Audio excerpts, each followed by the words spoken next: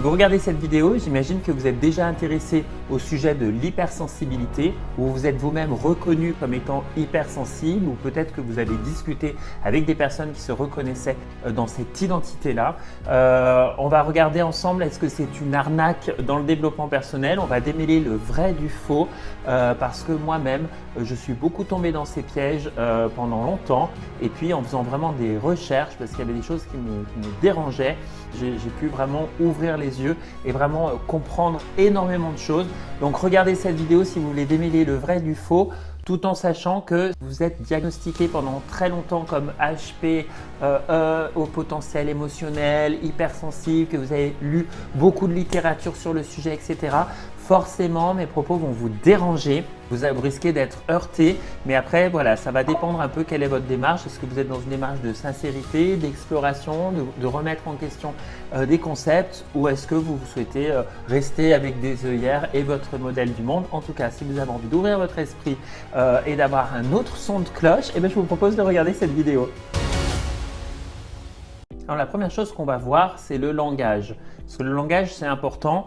Par exemple, chez les Inuits, pour dire la neige, en réalité, nous, si on a un mot pour dire la neige, eux, je crois qu'ils ont une trentaine de mots pour dire ça. Donc, effectivement, notre langage et notre système de perception va être aussi limité compte tenu de nos mots. Et donc, ce qu'on va regarder d'abord, c'est vraiment qu'est-ce que la définition de l'hypersensibilité et comment les gens ont interprété ça, notamment par justement ce concept d'hypersensible vient d'une personne, je vais y revenir, qui est aux États-Unis, qui s'appelle Helen Aron, qui a commencé à créer ce concept. Il y a eu beaucoup de livres de développement personnel qui ont suivi avec des séminaires, des stages, etc. pour parler de ce sujet-là. Mais à la base, quand on parle d'un hypersensible, est-ce que c'est vraiment au niveau linguistique l'hypersensibilité? Hyper, ça veut dire quelque chose qui est plus par rapport à la normalité. Et sensible, donc c'est les sens. Donc quelqu'un qui est hypersensible serait quelqu'un qui a des sens qui sont beaucoup plus exacerbés.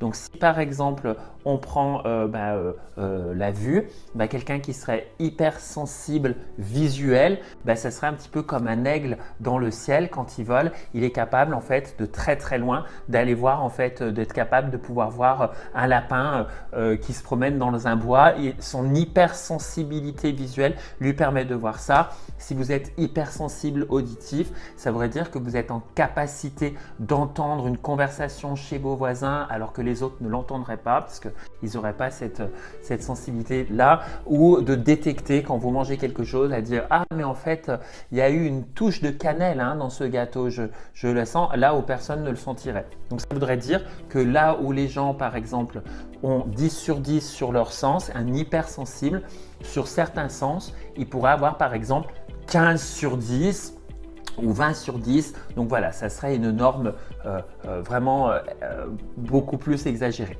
Alors qu'en fait, quand on parle d'hypersensibilité dans le mouvement, dans le développement personnel, en fait, on ne parle pas vraiment de ça parce que Helen Aron, quand elle parlait de ça, en fait, elle parlait d'hypersensibilité beaucoup plus en lien avec les émotions, avec l'empathie, à réagir vraiment à différentes choses. Donc, elle parlait vraiment au niveau émotionnel. Mais en fait, les émotions, c'est pas la même chose que les sens, puisque les sens, c'est ce qui va être beaucoup plus en externe dans notre capacité à capter les choses, alors que dans les émotions, on le voit beaucoup dans la gestion des émotions et notamment beaucoup dans la PNL, nos émotions vont vraiment réagir aussi compte tenu de notre modèle du monde, donc de nos interprétations de la réalité, etc.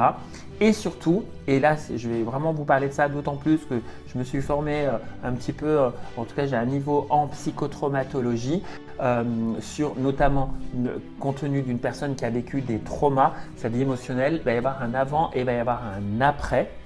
Donc les choses au niveau émotionnel peuvent être vraiment exacerbées, mais du coup c'est autre chose et c'est pas forcément de l'hypersensibilité au sens propre du terme.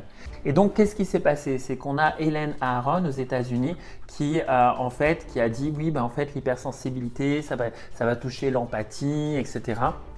ou des personnes qui vont vraiment être sujettes à vivre des douleurs émotionnelles quand quelque chose les déclenche. Elles peuvent vraiment rester dans leur mode de pensée, à beaucoup tourner en rond, etc.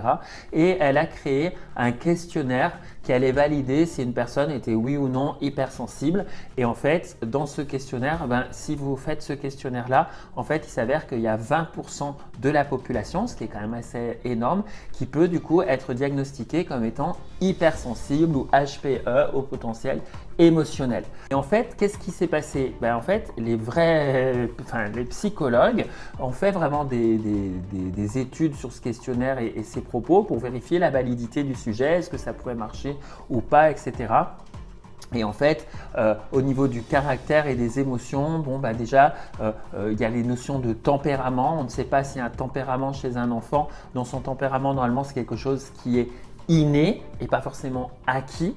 Et quand c'est inné, ça veut dire que aussi ça dépend de qu'est-ce que la mère elle mangeait pendant qu'elle était enceinte, etc. Quelles sont les caractéristiques que l'enfant a développées, que le bébé a développées. Est-ce que ça va être un bébé plus craintif ou plus ouvert, etc. Donc ça c'est inné. Mais dans le tempérament d'une personne, il peut y avoir aussi de l'acquis compte tenu des expériences de vie que l'enfant va faire, des conclusions qu'il a tirées, du conditionnement dans lequel il a été. Et effectivement, la gestion émotionnelle d'une personne au niveau de son empathie, etc., ça va vraiment dépendre de beaucoup de facteurs qui sont du tempérament, mais qui peuvent être aussi d'autres, ça peut être vraiment multifactoriel. Et donc effectivement, même les notions d'empathie, il y a différents types d'empathie qui existent. Il y a des gens qui peuvent être très empathiques avec certaines personnes et puis avec d'autres personnes qui selon elles ont commis des choses qui ne sont pas OK, qui sont des actes de malveillance, etc. peuvent par exemple ne pas du tout être empathiques par exemple avec d'autres personnes. Donc on voit que c'est vraiment beaucoup à géomètre variable. Et donc effectivement, ce qui s'est passé, c'est que du coup, toutes ces notions d'hypersensibilité, ça n'a pas vraiment été du coup validé par les psychologues, pour beaucoup de psychologues en tout cas, et notamment par la science.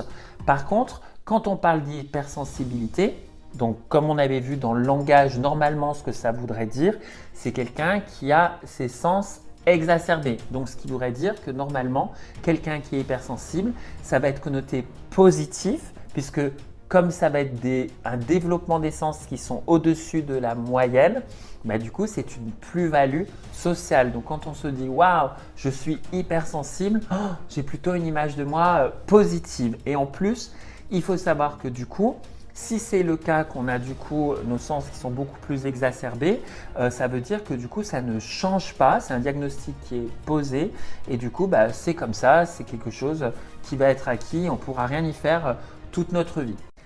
Et donc quel est le problème? Le problème c'est qu'en fait quand les gens viennent consulter parce qu'ils ont de l'hypersensibilité, en fait c'est pas par rapport à de l'hypersensibilité qu'ils viennent consulter, c'est par rapport à de l'intolérance et l'intolérance c'est pas la même chose.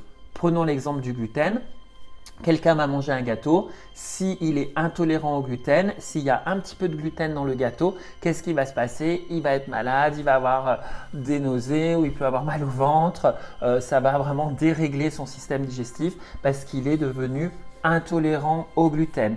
Chez les personnes qui se disent hypersensibles, c'est pareil. En fait, qu'est-ce qui se passe? En fait, elles sont plutôt intolérantes vis-à-vis de leurs émotions parce que quand dans leur quotidien, elles rencontrent des déclencheurs, c'est-à-dire des situations qui vont du coup les amener à déclencher chez elles les émotions, il va y avoir ces débordements-là émotionnels et donc qui vont être vécus comme étant une souffrance. Donc en fait, au lieu de dire aux gens vous êtes hypersensible, on pourrait plutôt dire vous êtes très intolérant par rapport à votre vie émotionnelle qui est débordante et sur lesquelles vous avez de la difficulté à la gérer.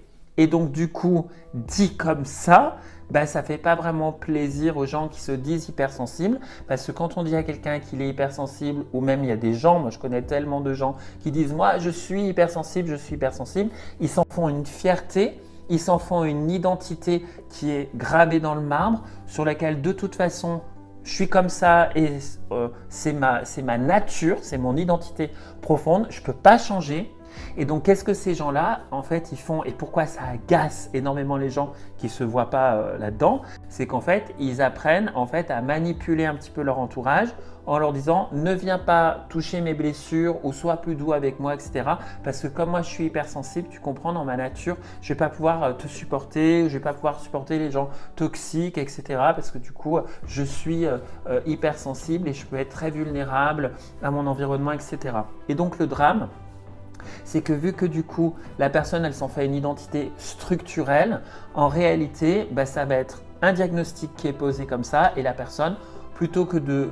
En fait, elle va passer sa vie à vouloir manipuler les autres, à vouloir prévenir l'environnement, d'être plus sympa avec elle plutôt qu'en réalité de faire un travail sur elle. Parce que si la personne décide de faire un travail sur elle, elle va se rendre compte qu'en réalité c'est elle qui est plutôt intolérante aux autres parce qu'elle exacerbe, elle a une exacerbation de son système émotionnel. Et là, en fait, ce qui va se passer, c'est que plutôt que de se dire hypersensible, si elle se dit tiens, qu'est-ce qui se passe que je suis autant intolérante, que je suis autant débordée dans mes émotions, etc. Mais en fait, qu'est-ce qu'on va se rendre compte, c'est que la plupart du temps, les gens qui sont dans ces intolérances émotionnelles, qu'est-ce qui se passe, c'est qu'ils ont vécu des traumas. Et donc, c'est là qu'il va y avoir le champ de la psychotraumatologie qui va rentrer, vraiment la gestion des traumas. Et en réalité, c'est vachement plus porteur d'espoir parce que si je me rends compte que j'ai une intolérance qui est en lien avec un trauma, ça veut dire quoi? Ça veut dire que je reprends du pouvoir personnel sur moi. Ça veut dire que du coup, je vais pouvoir aller le réparer, rentrer dans une démarche thérapeutique ou une démarche de coaching. En tout cas, si c'est de la gestion de trauma, ce sera plus une démarche thérapeutique et que du coup, je vais pouvoir réparer ça et que mes débordements émotionnels, je vais pouvoir apprendre à les gérer. Donc, ça donne beaucoup plus d'espoir, ce que je suis en train de vous dire là. Ça donne beaucoup plus d'espoir en lien avec de la guérison, avec un chemin de thérapie et de guérison, plutôt que de se dire je suis hypersensible et puis du coup, non seulement ça verrouille tout, mais en plus, ça colle une étiquette, une identité, on le revendique comme une fierté, alors qu'en réalité, c'est plutôt quelque chose qui provoque de la douleur. Autre chose aussi, ce qu'il faut comprendre, pourquoi il y a eu ces phénomènes qui sont arrivés, parce qu'avant, concernant les traumas, et ça c'était même jusqu'à la fin des années 90, en fait, les études n'avaient pas suffisamment avancé et en fait, ce que les psychologues disaient autour du trauma, c'est qu'une personne qui a été traumatisée, c'est comme ça, elle a vécu du trauma, elle ne pourra pas bouger, ça va être à vie que c'est fait. Sauf qu'entre-temps, là on est en 2024, alors que je vous fais cette vidéo, les neurosciences ont beaucoup avancé et les neurosciences se sont rendues compte qu'on pouvait beaucoup, en réalité, une personne qui était traumatisée pouvait être résiliente et qu'en réalité, elle pouvait vraiment apprendre à changer, à réguler. Et comment? Comment ils font? Déjà, c'est pouvoir valider l'émotion, accepter l'émotion qui arrive et en plus pouvoir la traiter. Alors, comprenons un petit peu avec ce que je vous dis. Qu'est-ce qui se passe en réalité pour une personne qui est intolérante à ses émotions, qui certainement est traumatisée et qui se croit faussement hypersensible? En fait, souvent, ça peut être par exemple de l'invalidation émotionnelle qu'il y a eu dans l'enfance. C'est-à-dire que l'enfant, quand il avait une émotion, par exemple la colère, la tristesse, etc., les parents n'acceptaient pas l'émotion de l'enfant. Et comme l'enfant, quand l'enfant il arrive, en fait, il est tout émotion, vraiment les émotions sont très fortes.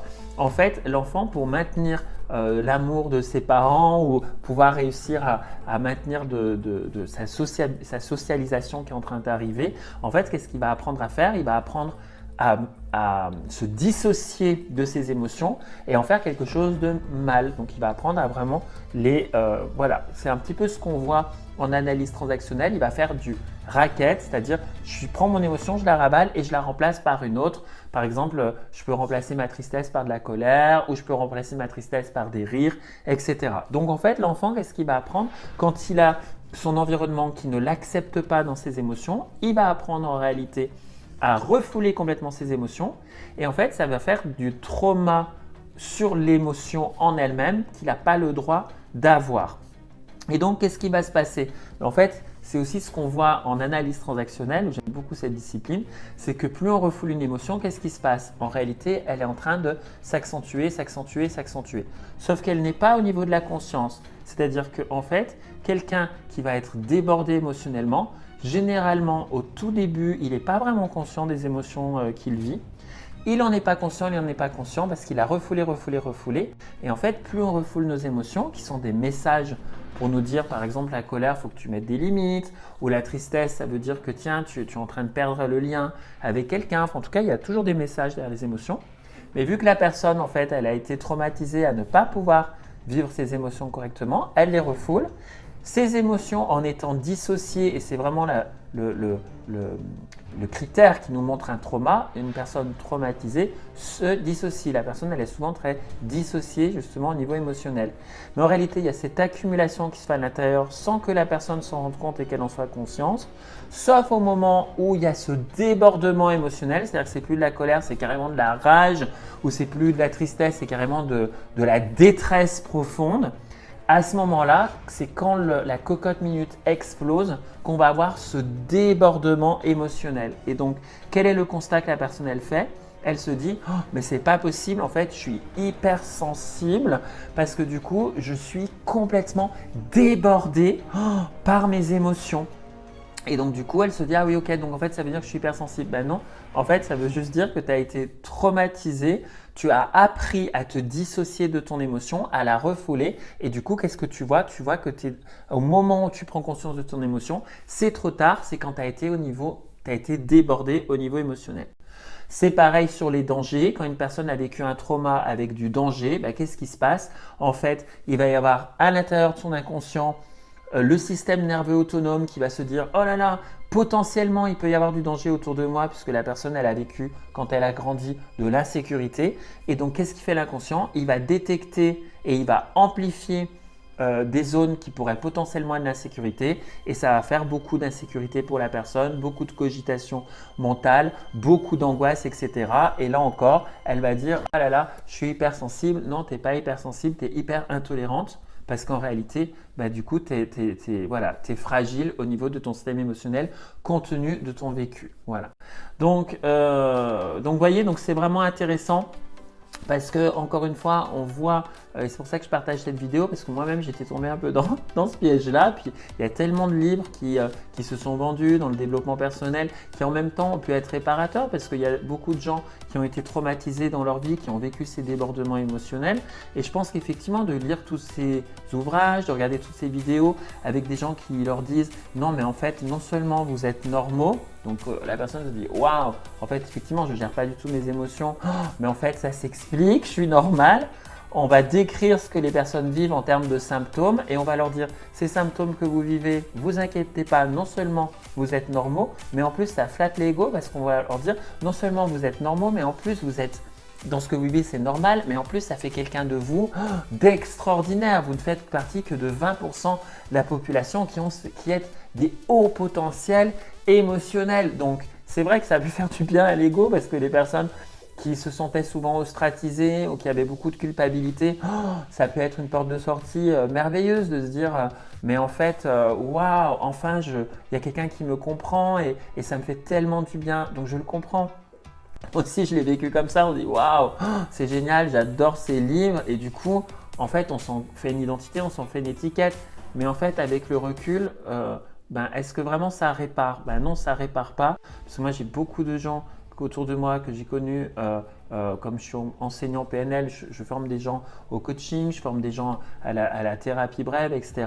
Mais moi, je vois beaucoup de gens qui en font une identité, qui en font une étiquette et qui en réalité n'avancent pas dans leur développement personnel. Et la lumière de la psychotraumatologie m'a montré qu'en réalité, il y avait autre chose.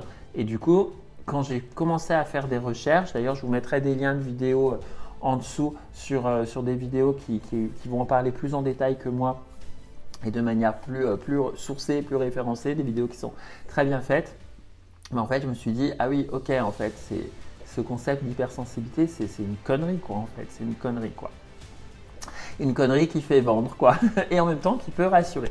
Voilà, alors voilà pour la vidéo de la semaine. Alors voilà, n'hésitez pas dans vos commentaires à me dire qu'est-ce que vous pensez de ça, vous êtes d'accord, vous n'êtes pas d'accord, peut-être que vous avez d'autres sources que moi, que vous avez une autre documentation, ça serait intéressant que vous puissiez enrichir le débat. Moi, j'ai pas la science infuse, hein, je vous partage ce que j'apprends avec sincérité, mais pas je suis pas dans une posture de vous dire j'ai la vérité. En fait, je vous partage partage ce que je découvre parce que je suis curieux, je me forme en continu, j'évolue. Ce que je peux dire à un moment donné, finalement, peut-être que 2 ans avant, 2 ans après, je peux faire une vidéo en disant le contraire parce que j'ai eu d'autres sources d'informations. Donc vraiment, le débat est ouvert.